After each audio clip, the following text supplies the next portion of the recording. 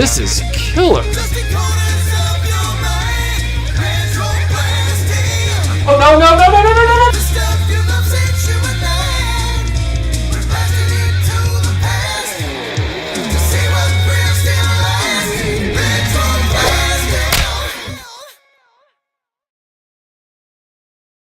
And we are live. Hope everybody's having a nice night. I would really like to thank, before we get started, I would really like to thank MattMovies611 for joining me tonight. Matt, how are you? I'm doing well. How are you doing, Michael? Good. Can't complain. Can't complain. We got Analog Toys, George Aitken, Tim Hayes, Saturday Morning Fan, James Salzberg, Keith Knight, Kenny Long. We got everybody in the chat tonight. Jess J. Bell, Wolfie. They're all here for me. They're all here for you. That's right. They're all here for you. Guys, I saw some chat on Patreon. I know everybody sort of speculates as to what a live stream like this is going to be about, but Matt and I have been talking about this for several weeks now. And what we're wanting to talk about isn't about personal preferences about different installments in the film series, although we might have some light discussion about that. I assume it would come up. Yeah, it would come up a little bit, but it's not like, why is that your favorite? You know, like, it's not going to be anything like that. What I was thinking, that's right, Jason Anderson, Matt Movies puts butts in seats. That's right. What I was thinking we would do is talk about where the franchise has gone. And Matt and I have been sort of looking at that hiatus period from 89 to 08, and then we're going to talk about from 08 to now as well. Really about how the franchise exists and all that kind of stuff. Whoa, we already have a super chat from Analog Toys. He says, I'm here for MattMovies611. And why wouldn't you? I mean, at the end of the day, why wouldn't a person, honestly? All right, so let's just dive right into it. Matt, give us a little bit of your personal background with Indiana Jones, how you discovered it, what that was like, what the first movie you saw was. We'll just kind of set that as a primer. Yeah, so obviously I grew up as a Star Wars kid. It was the first film franchise I ever fell in love with. And when I was in 4th grade, we had to do a biography project. And I decided to do mine on my hero, George Lucas. So somewhere out there, my 4th grade teacher has a video of me wearing my glasses and a flannel shirt and a Lucasfilm cap because you had to dress up like the person. But as I was doing research, I kept reading about this film trilogy that George Lucas did with, at the time, I only knew Steven Spielberg from E.T. I hadn't seen Jaws or anything like that. And it had the guy who played Han Solo. And I'm like, this is really cool. I want to see this. And so my parents went out and we got the DVD box set, which came out probably had to have been 2006, 7. Somewhere around that. Yeah, I think it was 04, 05 actually when the DVD came out. Yeah. Mm-hmm. And so I remember the first Indiana Jones movie I saw was Raiders. But the way I saw it was we started watching it kind of late, and me and my brother had to go to bed, and then we would watch it in bits before school every morning, which was really cool because obviously Indiana Jones was inspired by those serials that you would see, you know, like my grandparents would see when they went to movies. So I literally saw Indiana Jones the first time in the way that it was inspired in like little pieces. And I fell in love with it right then and there. I'm happy that the trilogy was set into me before I even heard about Crystal Skull. So I was already big. It wasn't like Crystal Skull came out and then I saw the indie movies afterwards. Like I was a big fan. So Raiders was my first movie. I saw them in, technically, I guess I didn't see them in chronological order. No, you saw them. I saw them in release order. Production order, yeah. Production order. So yeah. And I've just been a fan ever since I talked about on Take 3 when Sean Connery passed away, the fact that Sean Connery is in one of the few movies that since 4th grade I have watched at least once a year. Nice. Which is over many, many years now, as I think about how old I am. Many years I've been watching Indiana Jones. Mm-hmm. So you've been watching The Last Crusade at least once a year for a long time. All the indie movies. Yeah. It's like Indy, Star Wars, Back to the Future, and the first Jurassic Park, I watch at least once a year. Right. That's good taste. Good taste for sure.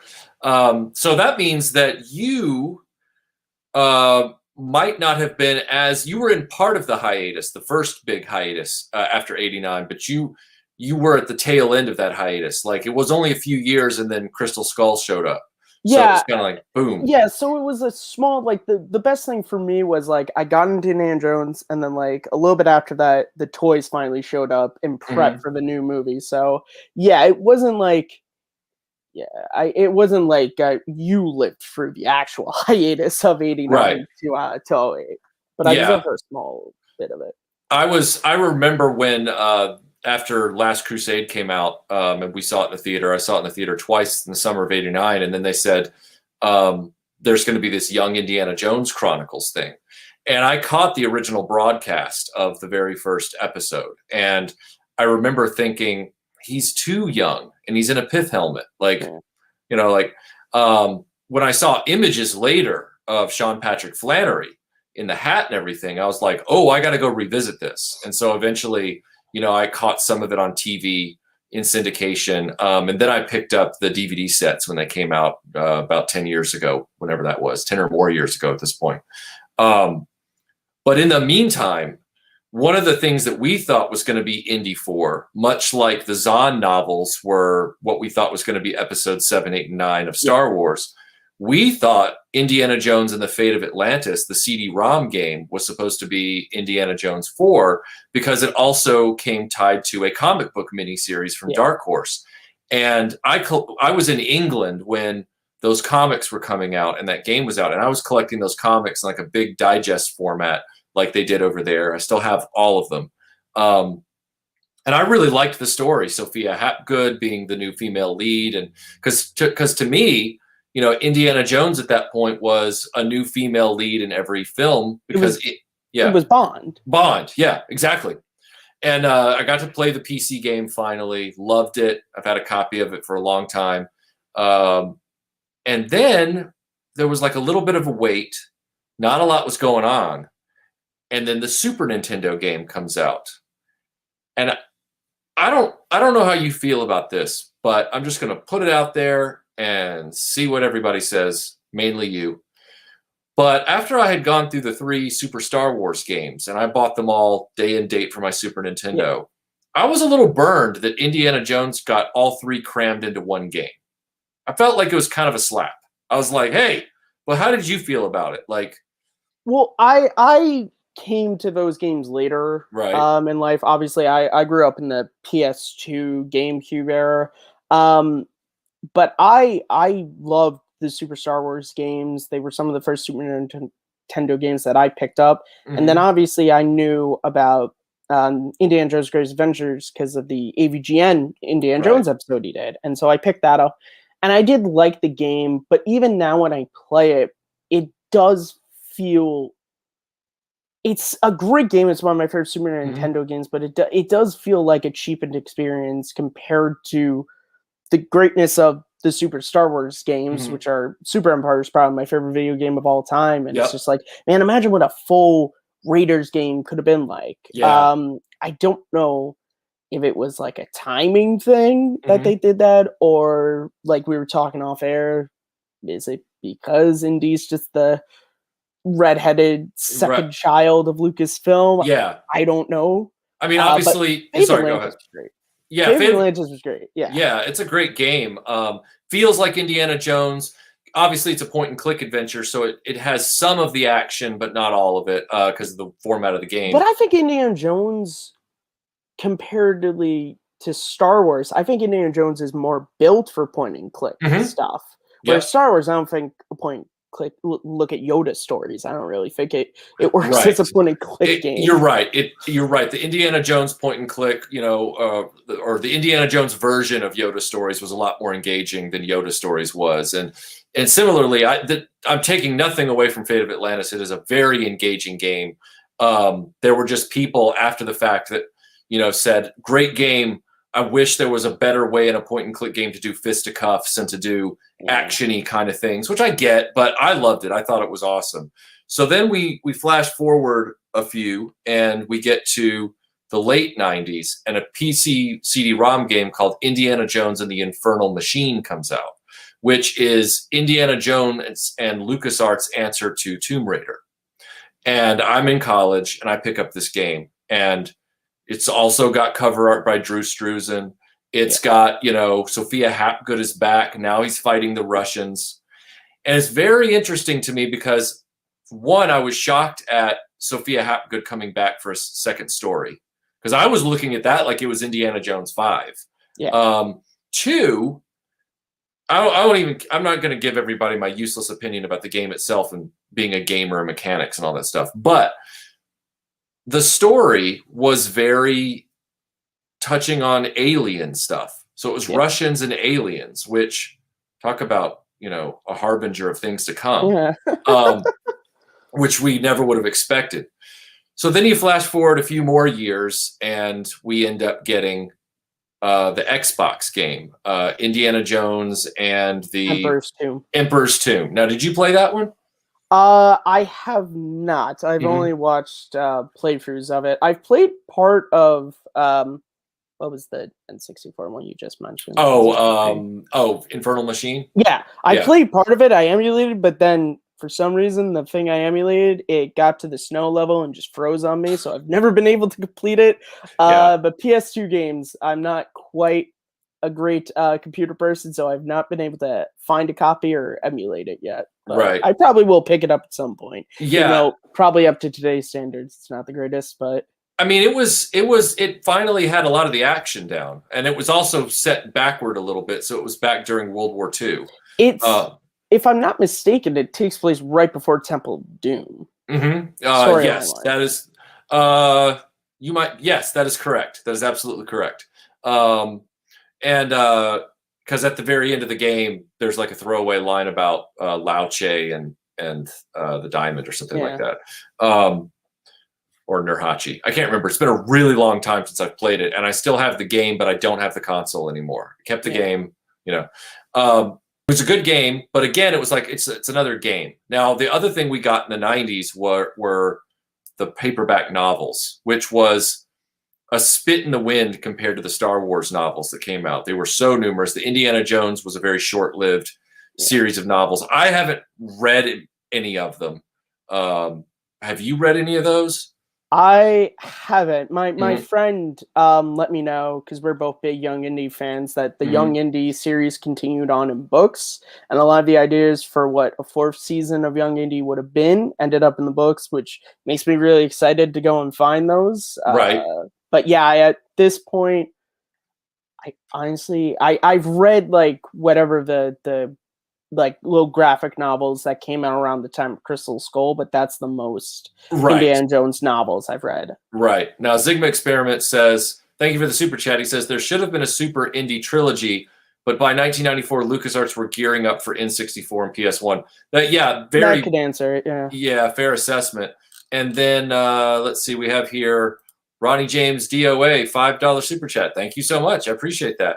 And then lastly, Zigma says, we only got Infernal Machine on PC in Europe. Staff of Kings was terrible, but the Wii version does have a full copy of Fate of Atlantis. That's the version I grew up with, was the Wii version. That's how I got to play Fate of Atlantis. Wow. I have to say, it was fun because it was Wii, being able to actually like whip. You kind of actually felt like you were doing something. So the game, I enjoyed it, but then again, I was a kid. I haven't played in years, but Fate of Atlantis, that was something that I remember unlocking. That and you could unlock a Han Solo skin. So you could play through the game as Han Solo, which was pretty funny. Now, Staff of Kings is the one Indiana Jones game I never got to play because I didn't have that console. How was it? Was it a good game? I enjoyed it. Again, it didn't get great reviews. I remember my cousin was really like, he still is a hardcore gamer, and it wasn't getting great reviews. But again, I was in like 5th grade, and I loved Indiana Jones, and there was a new Indiana Jones game that I could play, so obviously I loved it. But I know it came out on PS2. Mm-hmm. Yeah, as well. Yep, PS2 and Wii. So I don't know how backwards compatibility works on the newer PlayStation systems, if you could find it and boot it up again. Yeah, I can't remember if PS5 has backwards compatibility with at least 3 and 4. They say most of the games on 3 and 4, but I don't know if it goes as far back as 2. It might. I don't know. I can't get one because nobody in the world can get a PS5. All right, so now we've kind of burned through everything that happened right before Indiana Jones and the Kingdom of the Crystal Skull. Well, there was the Marvel comics. Talk about those. Well, the Marvel comics, didn't they start after Raiders? They started with Raiders, which actually I can't get to, but I have my full comic book adaptation of Raiders in the 3 separate issues. Right. It did like what Star Wars did, which it started with the film adaptation and then immediately went into its own original stuff. Stopped when they did Temple, did its own original stuff, and then I think it ended a little bit after they did the Last Crusade adaptation. Oh, okay. But I know, if I'm not mistaken, I think they did a Fate of Atlantis comic. They did do that with Dark Horse. Yeah, Dark Horse had Dark Horse. It moved from. That's probably it. And Dark Horse had a number of Indiana Jones comics that we should just cite here real quick, or just make mention of. They in the '90s they did follow-ups to Fate of Atlantis, or should I say, other Indiana Jones adventures in comic book miniseries. So in that respect, both Dark Horse and Marvel had their phases of Indiana Jones comic books. But yeah, the Marvel ones were kind of going on when the films were coming out with somewhat regularity. And then I don't know if they even made it to Temple of Doom. They did a Temple of Doom adaptation, but I don't know if Adventures was still running at that point. I can't remember. So now we're in 2008 and Kingdom of the Crystal Skull comes out. You go see it. How'd you feel coming out of it? Well, I loved it. But I feel like it's like with the prequels. How would I felt about it if I grew up in the 80s? I don't know, because I can tell you that as an early aughts kid, that was the only Indiana Jones movie at this point I've ever been able to experience in the theaters. Right. And so I think it is my least favorite Indiana Jones movie, but I still have a love for it. I still remember going to see it the day before it came out nationally because of my dad's job at the time. And so going to school the next day with like the greatest story to tell my friends of like, I saw the new Indiana Jones movie. But then not too long after that, I just remember like the movie came out and then not too long after that, like all my friends were done with Indiana Jones and I was still on it. So I was like, I like you with Dick Tracy, I was still the kid going to the toy store trying to find Indiana Jones stuff while all my friends were back onto Pokemon and all the stuff that I didn't care about. Right. Now you bring up a great point. Let's talk about, and Jeff Barker, thank you for the kind super chat. He says, just because, great topic. Let's talk about all the ancillary peripheral spillover that came from Crystal Skull merchandise wise. It was an opportunity for all of us to finally collect action figures from all the different films. You were of age at that point. I want to ask you this question in 2 parts. One, as a kid collecting Indiana Jones figures in the modernish age, in the aughts, were they more fun or less fun than playing with Star Wars figures? I say they were as much fun. Because me and my brother, we were the type of kids to where we didn't, we're not like Jeff Hicks, where he talked about how like he liked this stuff, like he hated that his James Bond Jr. had a gun. We weren't like that. Like we played with like Luke Skywalker and Indiana Jones went on adventures together. Right. So they were as much fun. I think I love the fact that line made toys of everyone. It wasn't just Indiana Jones. It was like the Star Wars line to where you had these background characters, and I was a kid who I liked the different versions. I didn't need just one Indiana Jones. I needed all the Indiana Jones. Right. So I had just as much fun with them. Okay, because what has been the great mystery for us 80s kids has always been why the Indiana Jones figure line then, which is right over my shoulder, why it didn't do better in 82. And there's a lot of factors, but some people like to say that Indiana Jones as an action figure line might not conceptually be as much fun as Star Wars because it's not as expansive or whatever. So that's why I asked you that question. The other question I wanted to ask you was just in general about your experience with the toys, finding the toys, what your favorite toys in the line were that you had, which ones you might have wanted. What did you think of the line overall as a kid? Like, what were your wants? What were your chases? Well, I remember my first indie figure was one of the first releases for the Crystal Skull. It was the one that came with the rocket launcher. Mm-hmm. My brother got the first one, which the cool thing about that was one of the few indie figures that you remove the hat. Mm-hmm. Once the biggest one for me was Young Indy from the Uh-huh. Last Crusade series. I remember seeing it in an ad in Star Wars Insider and just I loved that show. I loved that intro. I wanted that figure. Mm-hmm. Finally finding it at Walmart. It was the best thing in the world. I mean, there were a ton. I mean, I remember tracking down the indie in disguise that came with the Ark of the Covenant. Right. The biggest one was Temple of Doom indie. I wanted Mm-hmm. that figure at the time. Temple of Doom was my favorite movie. I loved the image of him with the machete and couldn't find it because I was looking.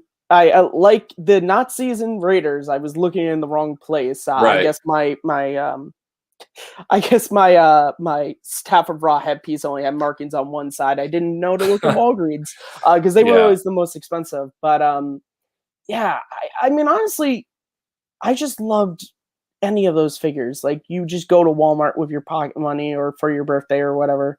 I mean, the line didn't stay around as long as Star Wars. Right. So it was unfortunate that, by the end, it was only around really from 2008 to 9. It was actually very Yeah. similar to the Kenner line to where just like it just didn't have legs. Right. I think partly like I said, I think that just had to do with like it was kind of successful when the run up to King of Crystal Skull, and then kids saw Crystal Skull, and then a lot of kids, it was just like it was a movie that came out in the summer. It was a lot of fun, and then they moved on, and very few kids were like me who just kept wanting Indiana Jones to go on. It wasn't like Right. Star Wars, to where Star Wars everybody wanted it to go on. Indiana Jones, most kids that I knew, it was just that fun movie they saw in the theaters in the summer of '08, and then they were just kind of done with it. Right. Right. Analog Toys has a very pertinent super chat. He says Indiana Jones role play toys would have been much more successful. Still a fantastic toy line, though. Now, Ooh. Tony, there were role play toys in the United States for Indiana Jones, especially at Halloween.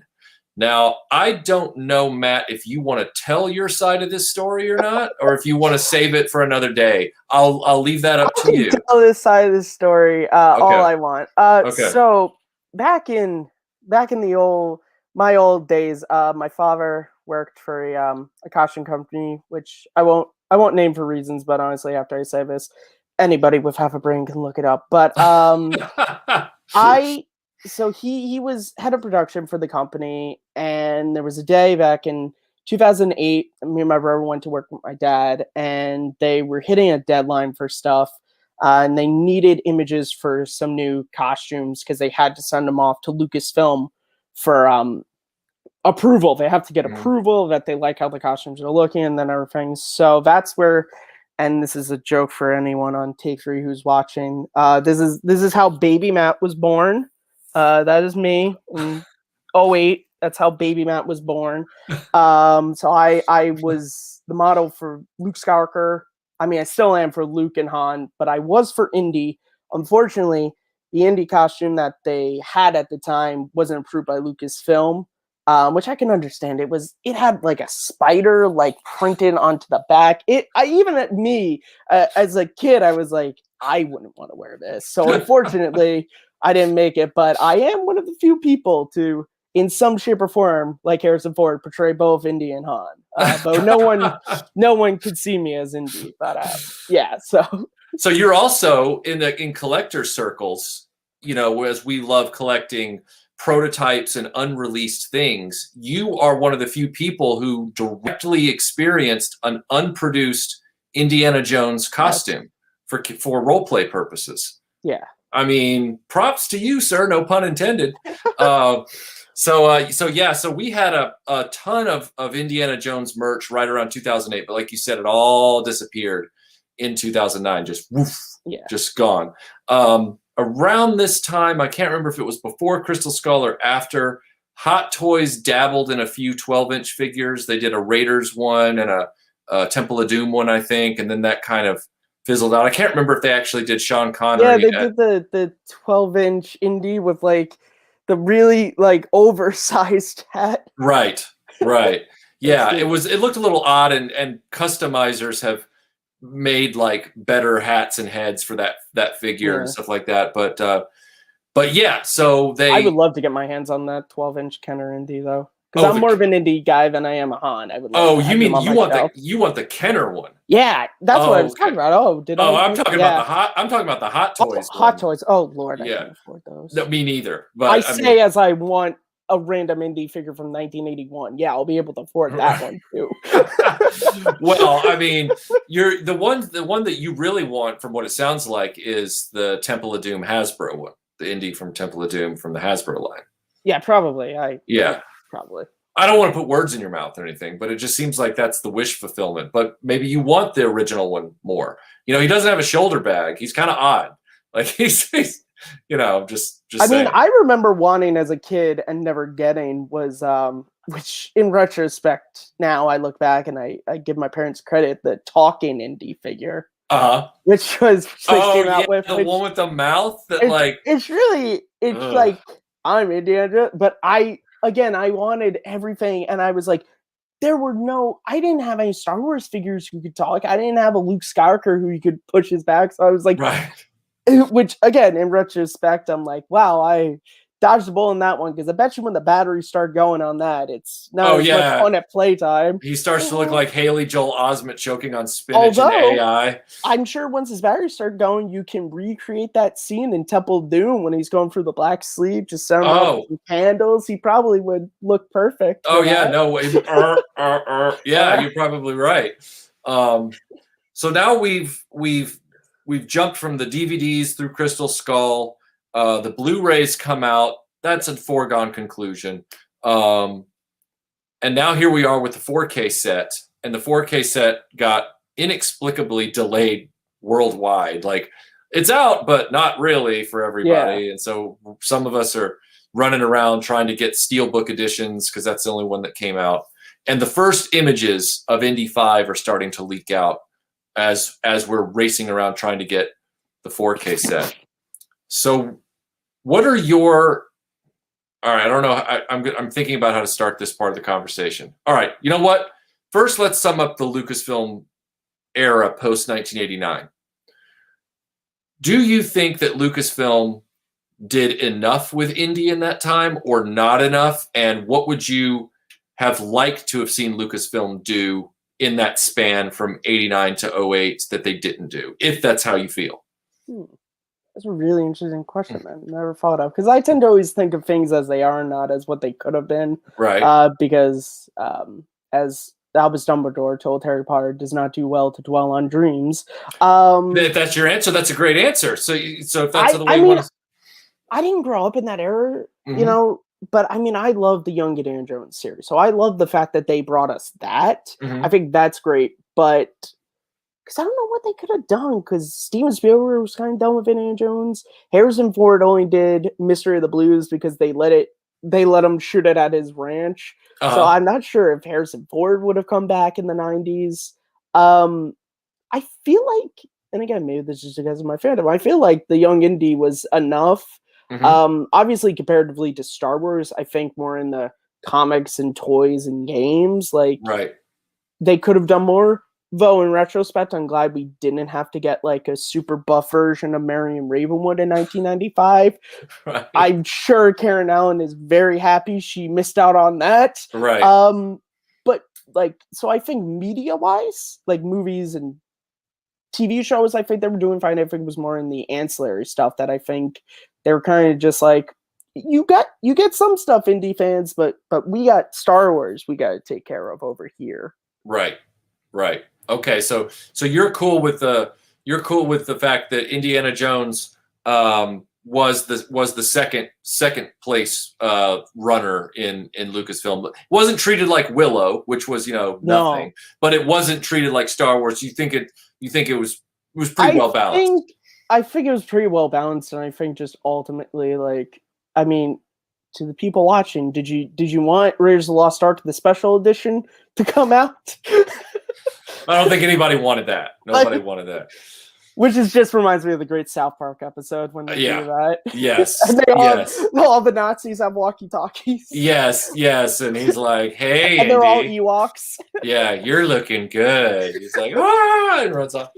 Yeah, I mean, and Derek, I agree with you. Willow is epic. I saw it for the first time last year, thanks to Disney Plus, and it is, I kid you not, one of my favorite movies. I adore that film. That is fantastic. And I'm not sure how it'll go over here, but I like it better than Lord of the Rings. Wow. Hot take. Yeah. My friends almost kicked me out of Take 3 when I told them that. But I said, I'm like, look, if Matt Morgan was in Lord of the Rings, he would take care of business in the first movie. We would have been walking around for 3 films. Right. Yes. Oh, and Saturday Morning Fan brings up a great point. He says, we did get to see the indie stunt show at Disney World. I have never been at Disney World when it was operating, and I'm upset about it right now. I've never been able to see that stunt show in person. And my friend Mike Kalinowski was actually he played Indiana Jones in that show at Disneyland in California. Wow, really? Yep. See, I saw the stunt show in the summer of '94. And then years later in like 2002, it would have been 2002, I was in LA and I got to go to Disneyland and do the Temple of the Forbidden Eye ride. Yeah, so I was able to that either, unfortunately. Yeah, it was a pretty cool ride. I did it a few times. Saw the Raiders truck outside their little encampment there. And then in MGM Studios, now Hollywood Studios, the Last Crusade tank is outside the stunt show. So I was glad that I got to see those. So yeah, thank you, Saturday Morning Fan, for bringing those up. The theme parks. I'm trying to find the picture. My buddy has a picture from when he was doing it. I'm trying to. Oh, here it is. I found it. Yeah. So this is my friend Mike with George Lucas came to one of the shows. Yeah, that's he played awesome. Indiana Jones in the stunt show. That's cool. That's really cool. So he really played Indiana Jones. He wasn't unreleased like me. Well, you know, in many ways, you're kind of like a video game that never got released for. There was a video game that wasn't Staff of Kings, and it was between Staff of Kings and Emperor's Tomb, and it was in development, and then it never came out. Like they had screenshots from it of indie fighting guys on top of a cable car in the middle of a city. And it was supposed to have this, next generation level of action and control. So you and that indie occupy the same space. You exist. You hear that, guys? I occupy the same space as a bunch of computer-generated images for a video game. Boy, I can't wait to tell my mom. Hey, it's Indiana Jones computer imagery, right? I mean, Zigma Experiment says, thank you for the super chat. He says, when we got Young Indie on TV in the UK, it was always as TV movies edited together, which dragged. Very disappointing. That was what I grew up with on History Channel. To me, that's how they always were. It was always the TV movies. I never had the original releases. Yep. And I only saw the original releases a few times in broadcast, and since then, all I've had are the DVDs and saw them re-edited in the mid '90s. So yeah, on like Hallmark Channel and stuff. So it was, Jeff Barker, thank you for the super chat. He says, the prop store's auction starting on June 29th has an indie fedora used in Temple of Doom, $250,000 to $350,000 estimate. Should be interesting to watch. Yeah, but after we found out in, was it 08? No. Yes. All came out that the actual Raiders hero hat had finally been found. That's the one I fixated on, and it was with Screen Used for a while, and then they finally took it out of their personal collection and sold it as well. So if I had that kind of scratch, I'd be going after the Raiders. It's funny you're talking about that. I was literally looking at that site today because I'm a huge fan of Speed. 94 is my favorite. Yep. They literally have actually Keanu Reeves' shirt and jacket from that, and I'm sitting there like, okay. Maybe I could just get $2,000. I mean, I wouldn't wear it, but I could just look at it and be right. Really worried. Yeah. I'm sitting there, I'm like, I would love to have that, but I'm like, what would I do with it? I'd have to buy a mannequin. What would you do with it? Like, what would you, like at least the indie hat? You could you get a bullwhip, you could display it, but I'm like, who's buying the Jack Traven shirt and jacket Speed? Yeah. What are you doing with it, sir? It was like on eBay. They finally put them out on eBay a few months after the movie was the Alicia Vikander Tomb Raider movie. Yeah. They put all of her costumes up for sale on eBay through like, his heritage auctions or something. And I was sitting there, I didn't like the movie at all, but I was kind of laughing because I was going, who would want a beaten up and fake bloodied, tank top with, cargo pants that look like garbage, just hanging on. If you want that outfit, just go online and just recreate it yourself for way less money, and then you can wear it around. Right. Also, Jeff Barker, if we're talking favorite hats, young indie for me, and Michael pointed me towards John Penman, which I'm putting money aside to get an official John Penman young indie hat one day. Yeah, he did my John Penman reblocked my Steve Delk Raiders hat. Steve Delk was the guy that ultimately would end up doing hats for Indy 4. Yeah. But he started just by being a Raiders and Indy fan, and he loved the Raiders hat. You told that story, and that's one I've told multiple people that story. I'm just like, that's just the cool story of like, talk about fans are doing the best work. They literally hired a fan to do the work. Right. They were like, the British Hatter isn't around anymore. Can you do these hats for us? I haven't been able to find any information on who's doing the hats for Indy 5. Yeah. I'm just curious, but he did the hat. So Penman reblocked that hat for me. He made it look better than ever. Steve Delk did a great job when it was new, but I'd worn it for about a decade, and then he maintained it. That is the great thing about Indiana Jones comparatively to Star Wars is it's a lot easier to get away with Indiana Jones stuff like just out in the world than it is like aside from my Han Empire jacket, I can't really easily just like. When I'm going down to the store, I can't really easily throw on like a Luke Skywalker farm boy tunic. Like it look a little weird. It would look like I'm wearing a bathrobe. Yeah. But you could throw on an Indiana Jones costume, and if people didn't know, most people would just think, "Oh, this man likes to dress like the 40s. That's nice." Right, and especially if you do indie, an indie sort of street style where you do the shirt, pants, the shoes, and the jacket with nothing else. No one knows. No one like would notice. You're just kind of like hanging out, Saturday Morning Fan. That's one of my favorite episodes, and I love the story that Harrison Ford has his beard from The Fugitive because he wasn't allowed to shave it when they filmed Mystery of the Blues. So thankfully they didn't Henry Cavill him like they did in no. Take it all his face off. I mean that show did a lot with special effects, but I think that had to have aired him. I mean, it had to have been made in 92, 93. Yeah, they wouldn't have had the tech for it. They wouldn't have attempted that. You think Henry Cavill looked bad in 2017? Imagine what trying to remove a full fugitive beard from Harrison Ford would have looked like. Yeah. It would have looked like if you ever watched Conan O'Brien when they have the picture. Yes. Or Space Ghost Coast to Coast, like when they have the pictures and the mouse talking. Although I challenge fans out there because fans love the whole meta mashup thing. I challenge fans out there right now to take some of that footage from Mystery of the Blues and use modern desktop software to remove Harrison Ford's beard and see how good you can get it. Yeah. I don't know how to do it. I like Indy with the beard in that episode, though. It's not bad. It looks different because it's funny, it takes place in, I think it's 1950. They put that opening in, which again, then later on they do Crystal Skull, and it's like, the jump in years just looks a little off there. He looks a lot older, but okay. Cal L48 says, actually, I was talking about Staff of Kings, apparently. Wow. He says it was the Xbox 360 and PS3 version. I was going to say, there is the trolley car fight when you're in that's what I didn't know because I've never played that game. So which is a fun moment. There's a gun moment to where you're just jumping from each side, just having to take guys out. It's a fun game. Well, that would make sense then because this would have been the next gen console versions, and so they released a downgraded version. Interesting.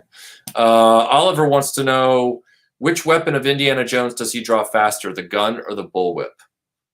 Well, because you have in Raiders, you do have the two scenes where he draws it pretty quickly. Obviously, the opening with the bullwhip and then the swordsman scene. Right. I Well, would say if you're going based off of that, he draws the bullwhip a lot faster. Yeah. But then again, that's comparing a guy about to shoot him to a guy just showing off his sword tricks. Right, and he was lackadaisical pulling that gun out in Yeah. that part. It's just like, Which I whereas just love Harrison Ford's look of just like, I'm done with this. yeah, whereas with the hay cart moment a few minutes before, he pulls that bullwhip out fast. Yeah. He just starts going. Yeah, I think the I would say the bullwhip. bullwhip, probably. He's fast enough to pull a Which- knife out of a thuggy's hand with it. I would say to quote Nick Gillard about the use of the lightsabers, you know, since you showed in such a short range weapon, you have to be so good since you're against ray guns and lasers. Same thing with bullwhip. You're fighting a bunch of dudes with knives and guns. You better be quick with that or don't even bring it. Yeah, So I would say probably the bullwhip he's faster with. totally agree. King Eric the Great, were Luke's pants in Star Wars dyed Levi's jeans with the pockets removed? I've heard that. Yep, they were. That is correct. So if you're a very good sewer, and you get yourself a pair of white Levi's from the 70s, you can recreate those pants. Right. I was joking with Matt Swafford at Reclaimers Vintage Toys a few months ago, and I was talking to him about the early 80s and its obsession with future fashion.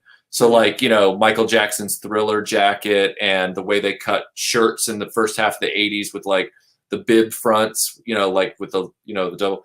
And I told him, I said, I'm going to bring back future fashion. I said, I'm going to work future fashion. He was like, how? And I said, I'm just going to walk into a public place, you know, wearing like normal, like taupe khakis, but I'm going to have my Luke Bespin boots on just with it, you know, and then I'm going to have like just like a, you know, green or a tan shirt on underneath like a, you know, t-shirt, but then I'm going to have the Luke jacket, Bespin jacket on over it, just open, but with normal pants and everything. No, nothing else. And he was like, let me know how that goes for you. And so far I haven't had the courage to actually try it. I haven't had the courage to actually do it. So I support your endeavor, though. You just need to got those really small Geordie glasses to complete the look. Yes, exactly. I mean, I know about that. I mean, what was I born about 7 years after the 80s? You don't have to worry about that because it's all on film. You know True. what it looks like Well, because it's all there. Whenever I think about 80s fashion, for whatever reason, it's always the opening scene of the title sequence of 16 Candles when at the high school. Because they go through, there's even that moment where you just see the three kids and the glasses get prospectively smaller. Right. I always think about that scene when I think about, I'm like, for as much as I would love to have been around in the 80s, Marty McFly wardrobe was cool, but some of this, I'm like, I think I avoided that. Bjorn says the bullwhip isn't in a holster. Right. It's in a belt clip, but speed is speed. So, and speed also happens to be one of Matt's favorite movies. Also, as Indy learned, you also got to be careful when you're pulling the bullwhip because that's how he nicked himself. Yeah, I can relate. I think the scar is still with me. It's on my arm, not my face, though. Yeah. My parents never let me get a real bullwhip. I always had to have the child's one, the costume one. Have you ever practiced with one since? I haven't pulled out my bullwhip in a while, but like you, it'd be something fun. I would love to get one just to be able to do, but it's also like, although I have to say though, it'd be pretty cool that if one day, which I would hope would never happen, imagine someone breaks into your house, you pull out the bullwhip on them. They've run away scared. They'd be like, "Oh yeah, my God." Yeah, it would be about as unsettling as somebody coming at you in breaking into somebody's house with like a bow and arrow. You'd be like, I didn't expect that. You know, like you wake up with your Indy fedora and just the bullwhip. So then the guy would be like, who sleeps like that? What is this? Yeah. He is right-handed, Shav. Indy is right-handed. I have my Indy holster and gun right here. So that's the kind of holster like that, which isn't the easiest. Yeah, it's a right-handed pull. Yep. Which is great since I'm left-handed. It really made costuming as Indiana Jones a lot of fun because you pull out with your right hand and you'd immediately have to throw it to your left hand. I know guys who or at least knew them years ago who costumed as Indy who were left-handed and they flipped everything. They actually got a left-handed holster made and then they flipped their belt and unfortunately, even as a kid, screen accuracy over functionality. Right. Some of these guys I think had ideas that they would eventually go traipsing off into the jungle with this stuff on. And it was like, All right, so it's like kids who wanted to be paleontologists because of Jurassic Park, and it's like you do know you never get to see a real dinosaur, correct? right. Indiana Jones created a generation of archaeologists who hate their jobs because they don't get to fight Nazis every day. Yeah, what am I going to get thrown through a windshield? It's like the Mr. Plinkett review of Crystal Skull, where he mentions he's like, one Indiana Jones adventure would be a lifetime for someone. He goes on them every day. Yeah, because like think about war veterans who are in major wars in history. That 3 years of their life that they survived is what defines the rest of the 70 years afterward or whatever. And they, and so like Indy going on one thing, like you said, like Raiders of the Lost Ark, that would define a normal human for the rest of their lives. And yet you're right. He's doing it like every weekend, which, because if you count Peru, the Ark, Lao Che. Every Indiana Jones movie begins with him finishing one journey, which means how many is this dude doing? Mm-hmm. Even when he was a teenager and in his early 20s, he was doing this stuff. Yeah. It's mind-boggling. It really is mind-boggling. Time to think about, this series isn't really that realistic, is it, Michael? Not at all. Are we doing the Big Bang Theory thing now, where it's like, Indy didn't even have to be in that movie? Me started on that show in that moment. I've had friends who have told me that it's such an Indy, and I have to sit there and explain. Thank God for the Unusual Suspects review. He finally settled it, which is like, if Indy wasn't there, the Nazis would have eventually come looking and gotten the Ark. Right. Okay? Full stop. Although then her argument would be they would have opened it, fried it themselves, and that thing would have just been sitting on the island. Well. I mean, if I had showed up to an island where everyone is missing, honestly, I would do is crack open the Ark. But that's just me. As Indiana Jones said, I'm a cautious guy. As I throw a loaded gun into a suitcase. Colt asks, have you ordered the 4K set of Indiana Jones? I have the Steelbook set. I found a copy the day of release at a Best Buy that they had, because the Steelbooks actually did get distributed the day of. Yeah. I ran off and got it, so I have that. Have you picked up the 4K set, Matt? I have not, because I don't own a 4K player or 4K TV. I don't even have the Blu-rays of Indiana Jones. I still have my old school DVDs. Really? Yeah.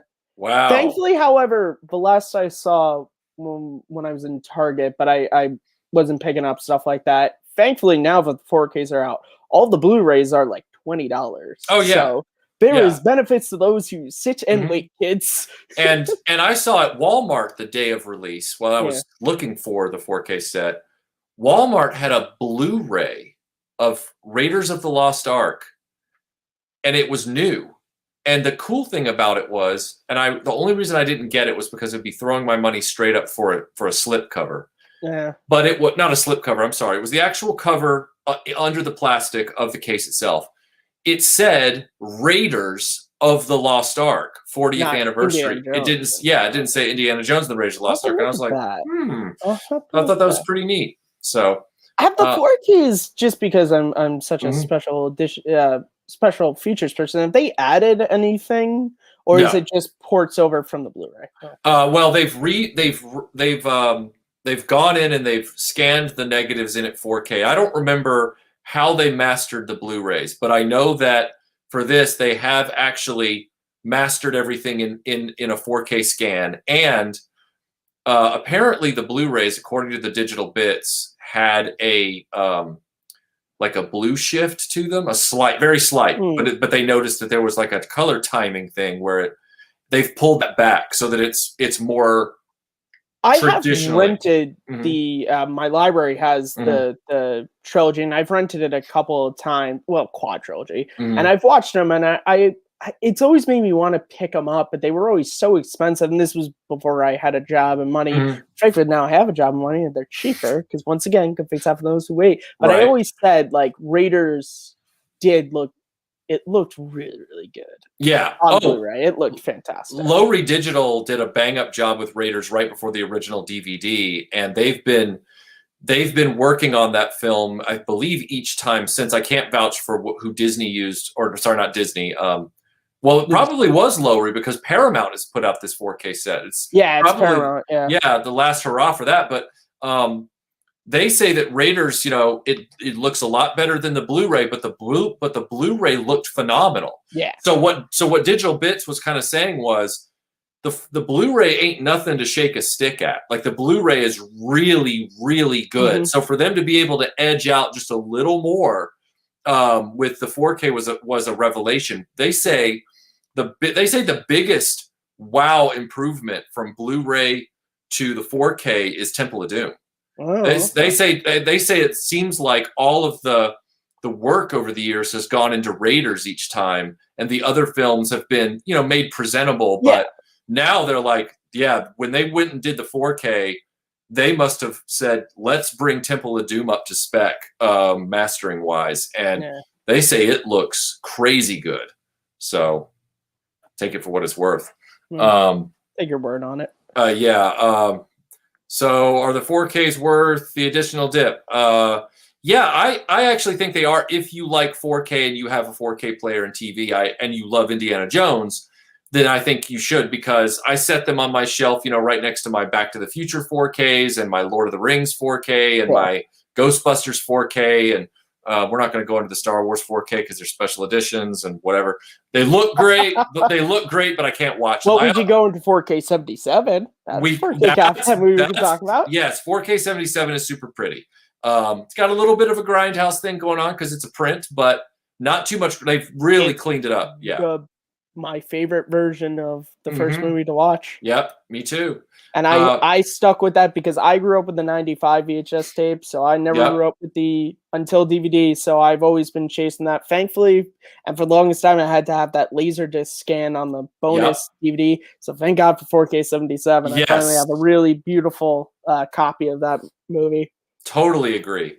Thankfully for Indiana Jones, it doesn't seem like we need a 4K 81 of it. No. It seems like Indiana Jones, like I said, it's thankfully it missed out on which I think probably was a lot of Spielberg. Yeah, it missed out on the special edition, then E.T. So I think it was his regret on E.T. that made him protect Indiana Jones in Conversations with George Lucas. So thank goodness for that. E.T.'s not great. I mean, it's the reason why I got to see it in theaters, so I guess I like it for that.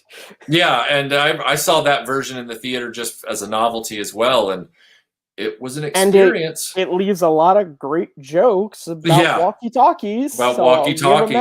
Yeah.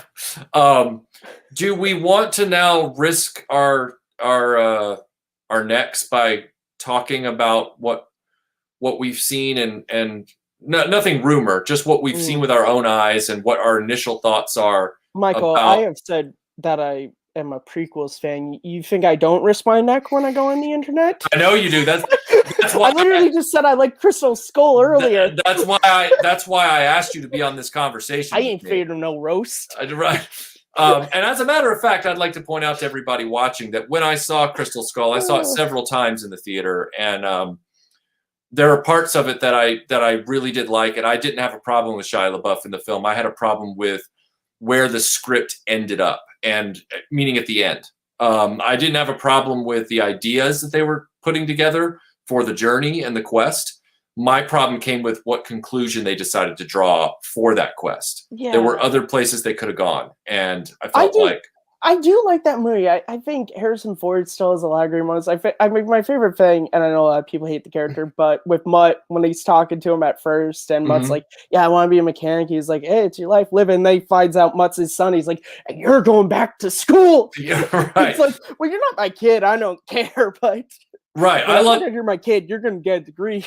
My favorite part is between him and Mutt in the beginning, where he's like, here, punch Joe College. And he's like, what? He's like, punch this guy. And he's like, punch this guy. Hey, hold my hat. Yeah, get that greaser. That part right there is my favorite hole in the motorcycle chase is great. And then he goes through the car, and he's through the window. Yeah. It's fantastic. Yeah. Yeah. So there's parts of part 4 to like. There are other parts, especially as you get closer to the end and all that kind of stuff, where you go. Yeah, like with Mac, where it's like he's a double agent, then he's a triple agent. Although it does lead to one of my favorite jokes, which is he's like Jonesy, and Indy just punches him immediately. Right. So there are some things once you get to the end of that movie, but I feel like the Area 51 stuff is kind of fun. And then there is that solid bit when, like, you know, which 2021 has taught me, there's the great line of, you know, he's talking about his father died, and then Marcus, you know, you get to the point where life stops giving you things, starts taking them away. Right. And then I do like the intro of Mutt and Mhm. and that whole thing. I think I know Shia LaBeouf, people,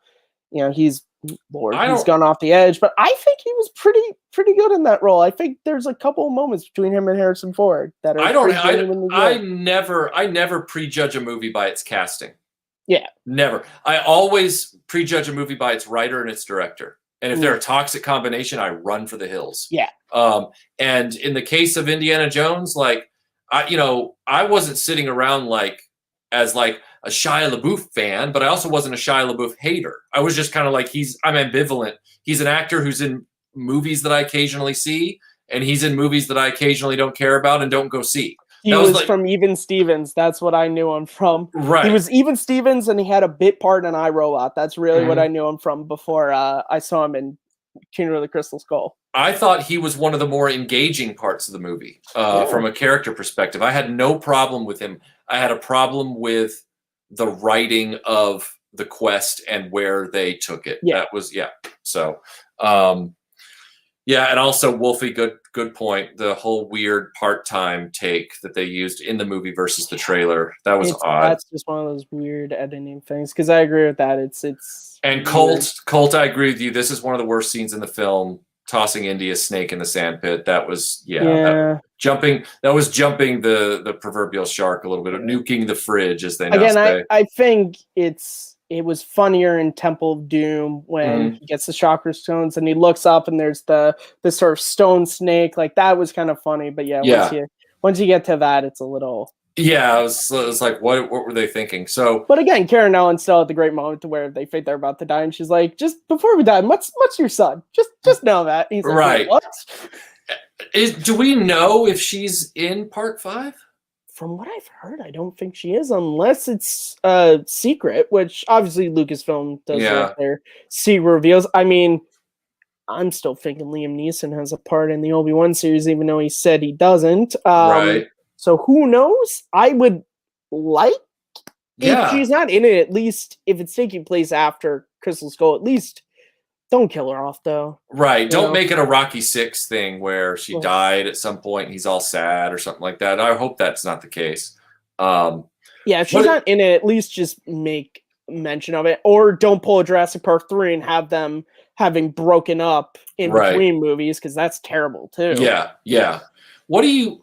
This isn't me asking you to assess the film itself, because we can't, because it's not out. But I'm curious what you think about Lucasfilm's strategy with this film, because it appears that, and this is just production conjecture, it's nothing to do with what this story is, but it appears that Lucasfilm is on some level ready to give up this franchise after this movie's over, because it all seems like they're letting Harrison Ford take it to the end, and they're not going to recast. Like, and just follow me on this for a little bit. You know, we do have some recastings within the Star Wars universe. We had a young Solo film, for example, which means that we could, on some level, see a Sebastian Stan Luke Skywalker or something like that in the future if they decided to do a Luke Skywalker series. Indiana Jones seems like it would be ripe for a new James Bond to take over the role, but it seems like all these people are like, no, and it's like, well, Sean Patrick Flannery, he's still working. Right. Get him to be the Indy. Get him to be adult Indy. I'm wondering why do you think there's such a double standard there between Harrison Ford and Sean Connery as Bond? Like, Sean Connery is a great Bond, and there are great Bonds that have succeeded him.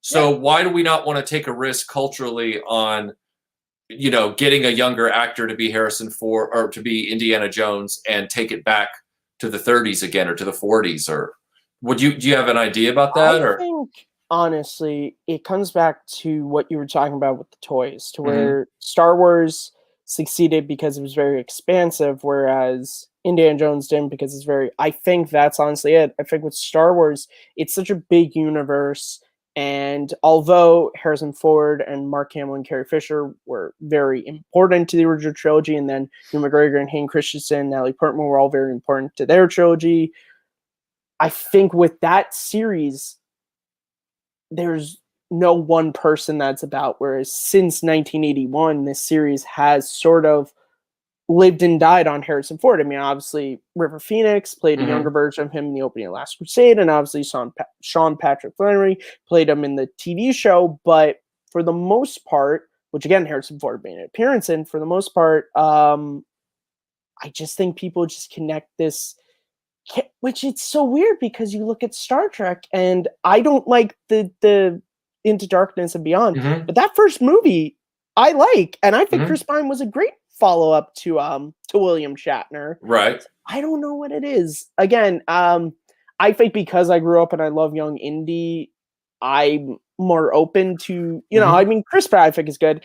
I just say Sean Patrick Flannery because he already did when he was younger. He's in the right age range to where you could put him in the 30s and it would work. But I'd be fine with a Chris Pratt doing it. I think he proved with Star-Lord and stuff like that, more so Jurassic World, that he could do it. But yeah, I think that's it. I think it's just because that series is Harrison Ford in the hat, in the jacket, that a lot of people are just like, what's the purpose of doing it without him? That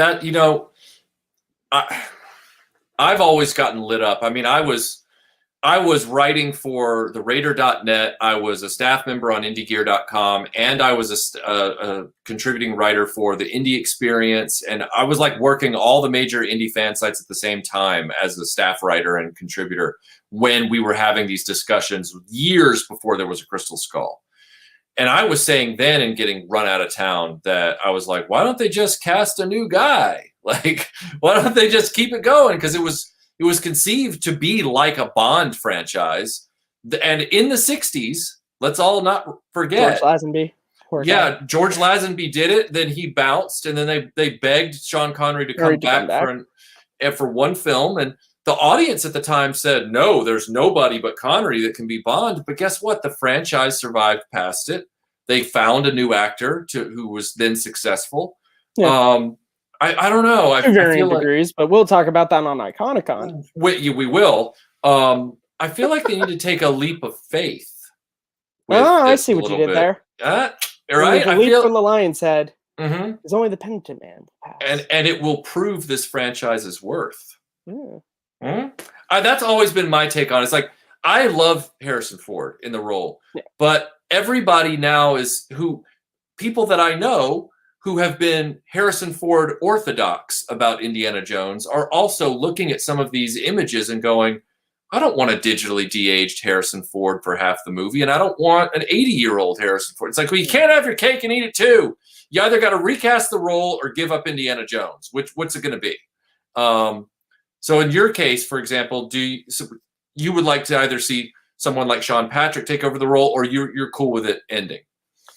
If they wanted to end it, I mean, fine. Well, be it. I'd rather them end it now than keep it going, because Harrison he's getting up there. He still looks good for his age, but he's getting up there to the point to where, which part of me is afraid that that's what this movie is going to be, to where it's like there'll be a fight where we'll have a close up and then we'll go to a real wide shot to where it's much younger stunt doubles doing everything. But I look at the Rocky series and I look at,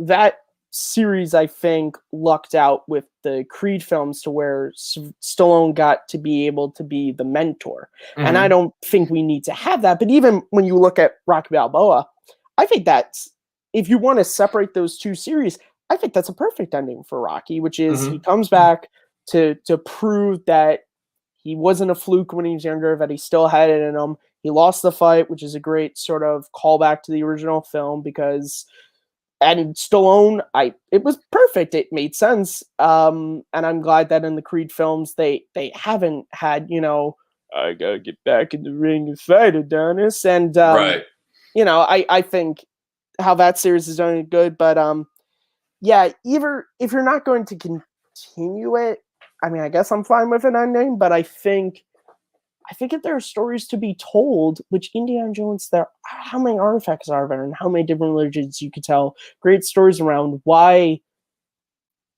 steal people, why rob audiences, and why rob a new Mhm. generation who, you know, that could be in the same way that there were kids introduced to Star Trek with that '09 film who Right. are huge Star Trek fans, I bet, and Mhm. went back. You could have, I mean, that's how Bond has been able. I don't think we would be talking about James Bond 50 years plus onward if it ended with what was it? Thunderball was his last one, or what Oh, else his did he last do? one was Official one. Let's be his honest. last official one was You Only Live. You No, only live twice. That's what I thought. no. Yeah, that's right. You only live twice. Yeah. I don't think we talk about James Bond in the Hmm. same way we do now because James Bond kept continuing and kept Hmm. going on. Star Wars is different because Star Wars, they've been able to do prequels and sequels and spin-offs. Indiana Jones not so much. So I think it can't hurt. It literally can't hurt to try. Right. And in this day and age of reboots and sequels and all these things, it's so weird to think that for what Lucasfilm has treated like the redheaded stepchild of the films, why that's the one that everyone's like, nah, we can't recast Indiana Jones. It's like, yeah, but you went and made like 97 Star Wars projects. You Right. really can't do one with Right. with a different actor in it. I'm just surprised because I mean I was under the impression that they paid for Lucasfilm wholesale, not just Star Wars, but Lucasfilm as a whole. I wasn't under the impression that they would just throw away the second most popular IP in Lucasfilm's hallowed Yeah. halls, because if they do this one film and then it's over, it's like, okay, I mean, I know that Bob Gale and Robert Zemeckis kind of did that play with Back to the Future, which I think is appropriate there because I think for Back to the Future, it yeah, makes sense because yeah, because that's it one big story that's chopped into three parts. It right, makes sense that you don't need a continuation there. right, But Indiana Jones is a huge series that right. you could do multiple stories, and they have, if you include Fate of Atlantis and Young Hmm. Indiana Jones, they have been doing it. It's just not all in movies. Right. And I wonder if that's how they're going to keep going with it. But do you think that if this is the last movie, do you think that we'll still see Indiana Jones in other media? I I would hope. I honestly think if you're not going to do more movies, I think Indiana Jones is ripe for an animated series. Hmm. There are a bunch of actors that have been doing Harrison Ford's voice in games that you could come. And I mean, look at the success of Star Wars: The Clone Wars. Like, you imagine Right. you get, you could have, you want to do, they mention in Kingdom Crystal Skull that Indy ended up fighting World War II. Start the series off there. I want to see Indy in World War II winning a bunch of medals of honor. That'd be awesome. And I love Clone Wars. It's one of my favorite Star Wars things. So why not do that? That'd be pretty Hmm. cool. And you could do a lot of cool stuff with that. And again, just there's ways to continue this series, even if you don't want to do it in film. I think it would be terrible to just let Indiana Jones die off Hmm. if you just kind of end it here, Right. And I just realized this entire live stream, I've been using my stupid monitor mic instead of my nice microphone that I've had hooked up this whole time. Way to go, me! Way to go, me! Oh, great. So yeah, I would like to see. Them pursue it in other media at least is what I would like to see happen. How much can I improve my audio? How's that sound? That sound no? Yeah? No? Maybe? I don't know. I mean, I've been listening to you on your other mic for an hour now, so See how it was. But yeah, I that's what concerns me is that they have this valuable IP, and the next thing you know, they're just gonna say Indy 5, and then we're just gonna focus on more spin-offs from the Mandalorian. And then the other thing that also concerns me about Indy 5 from a business perspective is what is Disney's obsession with the de-aging effect? Why have they made that their trademark for a lot of these projects? I think for Indiana Jones, I was talking to my friend about this. Mm-hmm. I think there's a reason for it. I think this is supposed to be set very close to King of the Skull. So I think the de-aging is more to make them look closer to 2008 than 1981. That's what I think they're doing. I think it's supposed to be kind of close. So they're like, let's try to make it. I don't think we're going to get like, I don't think this is going to be like The Irishman, to where we're going to have to look at Robert De Niro trying to be 30 for half of the movie. I feel like that's more it. I feel like it's going to be more, let's have him look more like he did in 2008. That's just my thought. Maybe I'm just being a little bit hopeful. Right. I just wonder what the future plan is for Indy at this point. It's so weird because we all know the picture of Kathleen Kennedy with all the projects and Kevin Feige, and it's just like, I think except for that one time at D23 or something where Indiana Jones 5 was there, there's nothing else. I think we've got more from this Willow series than we have on Indiana Jones. Right.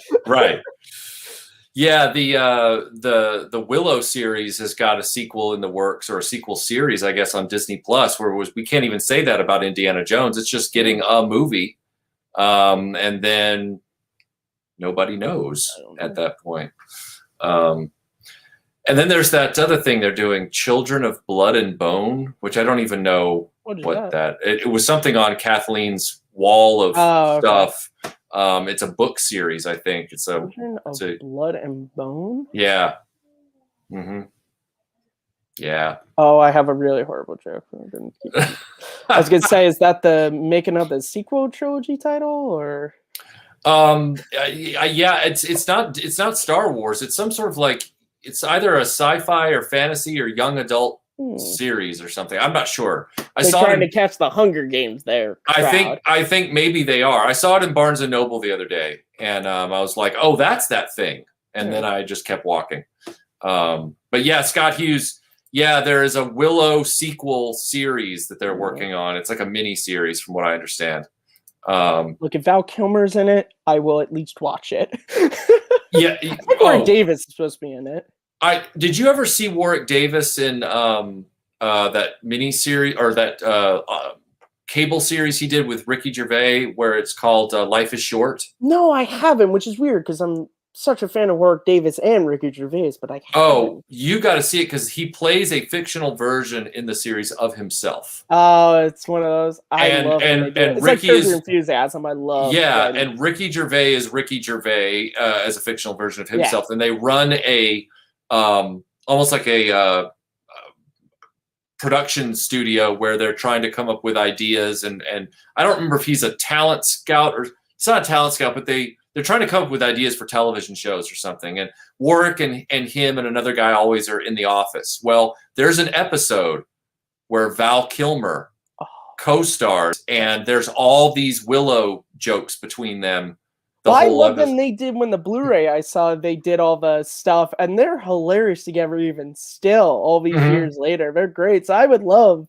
I know Val, unfortunately, due to his health issues, isn't looking the greatest, but I'd still, just even to have him in there for just a quick scene. I don't need him fighting with swords or anything, but just to have Matt Mardigan in there in some shape or form would be great. What was the, I don't know what the log line of the show is, if it's like taking place right afterwards, in which we'll have, which I don't know how the Lucasfilm fans are going to feel about Val Kilmer's not playing Matt Mardigan. I don't know. Is that a little bit too close? Look at me. Yeah, I just start picking fights. I confess that I have the latest Blu-ray, but I haven't actually thrown it in the player yet. What's the special feature with Val and Warwick? It wasn't a special feature because I don't own the Blu-ray. I only watched it on Disney Plus. But I saw it just on YouTube. They were just promoting the Blu-ray and just talking about the movie, and their just camaraderie was really wonderful. Right. Which you like seeing. I always hate those stories of like, Sybil Shepherd and Bruce Willis actually hated each other when doing Moonlighting, because it's like, it just makes watching those things back a little weird. it's nice when you can see that they genuinely like each other now. Right, right.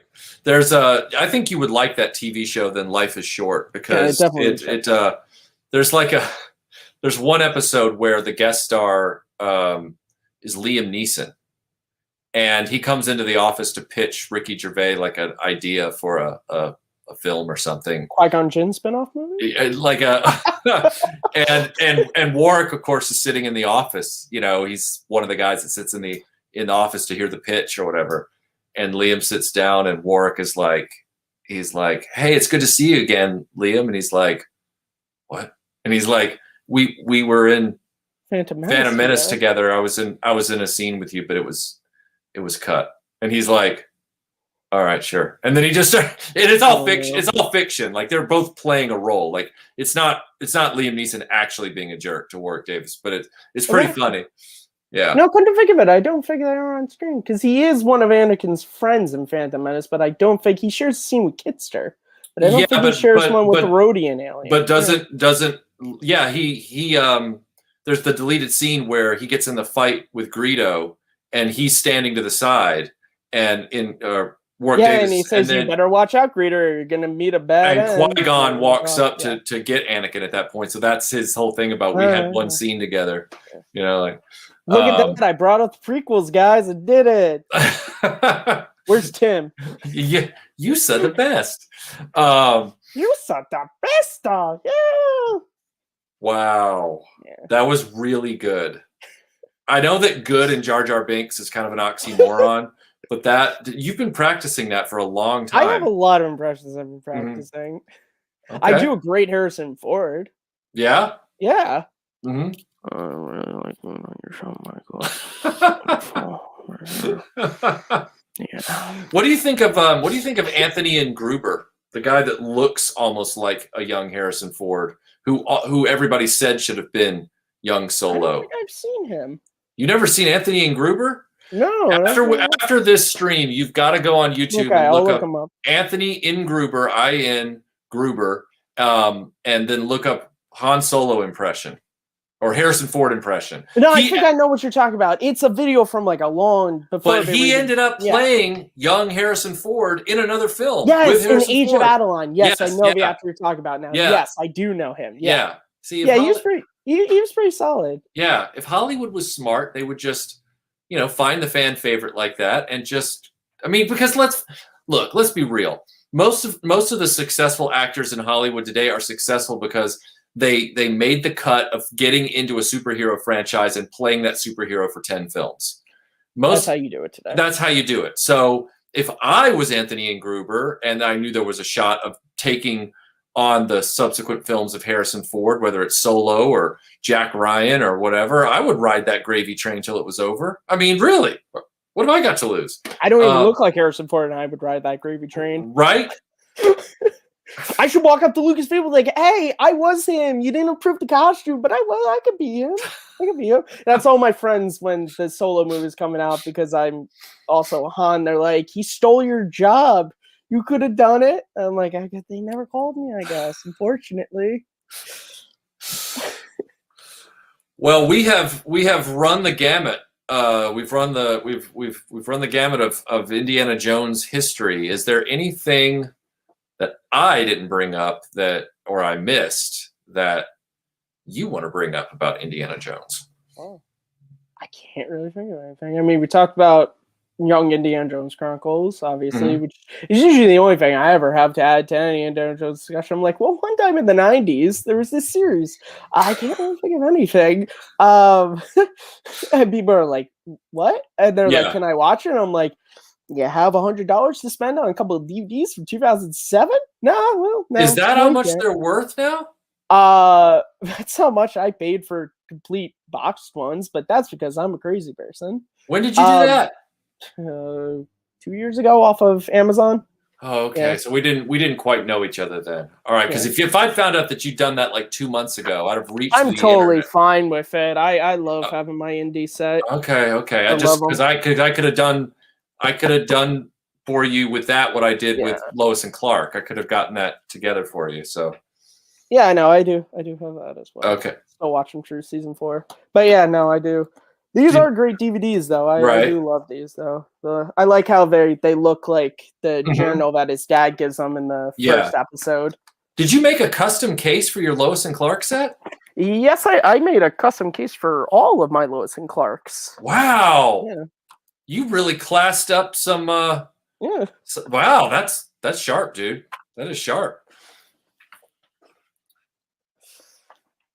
All right. So tell everybody where they can find you on YouTube.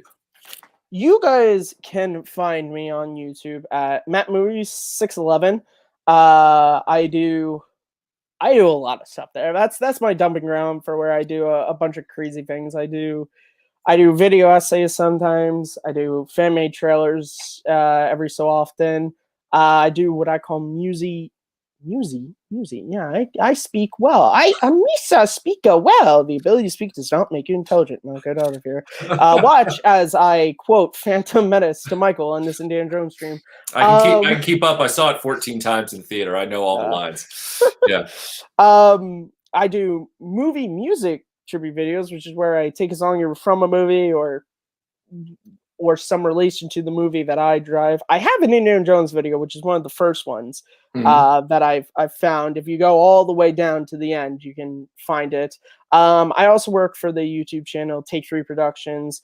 Over there, I host 2 shows. I host first is video essay series called Second Look, where I take a look at a movie that I love that I think is either kind of hated or underrated, or just not talked about enough. I have an episode in the works, which hopefully will be coming up pretty soon, on The Hunt for Red October, which is my favorite Jack Ryan film. I know on this Harrison Ford, I'm not sure if I'm able to say Hunt for Red October is better than one of his outings. I just get kicked off the stream immediately. And then I also host another show called The Fandom Podcast, which is where me and the guests, we take one topic and we talk about, very similar to what we did here, just all the facets of it. I've done episodes on Superman, Firefly and Serenity, Star Wars, obviously, and I have episodes on Jurassic Park in the works, and DreamWorks Animation. My buddy's really into that. So, and I'm also going to be a part of Iconicon. I have a video premiering on that, which I know Melinda's watching. I don't need the little red dot to wind up in my head, so I'm not going to say anything until she releases the information. I'll also be on some panels during Iconicon as well. So, for those of you that are not familiar with Matt's work, let me just give you a quick little anecdote.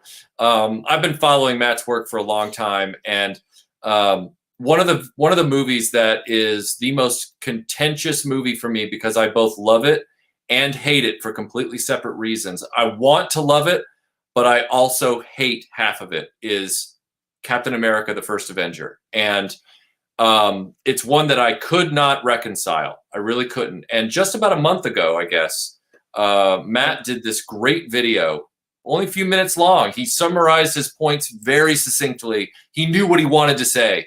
And when I watched it, it did move the needle for me in the positive with Captain America, like the first Avenger movie. I love the character. I love all that in the MCU, but that first Avenger movie, it's like I like half of it and I loathe half of it. But Matt's video actually moved the needle for me. He's a very insightful film enthusiast. I don't want to say critic, because critic has a bad connotation. You're not a critic. You are a film studier. You are a scholar. You're only a critic if you get paid, and no one's paying me for this stuff. Right. You are a film enthusiast. I'm a film enthusiast, or like my favorite podcast title, I'm a cinephile. Cinephile, and you look at things in a very insightful and reflective way. And so anybody that loves good movie commentary, highly recommend. Oh, there we go. Melinda won't kill me for saying it. I can tell you guys that I'm not sure what date it's dropping. I'm sure that'll come up when the schedule comes out. But so for Iconicon, I decided to take a look at one of my favorite movies of all time, Tron from 1982. It's one of my favorite films, so I look forward to sharing with you guys why I love the film so much, because it really is one of those movies that I can watch any day of the week. It's just one of those rare movies, like a Back to the Future or Rare's the Lost Ark, and I go through why I think it's so good. Nice. Awesome. Well, the link to his channel is in the video description, everyone, right there at the top.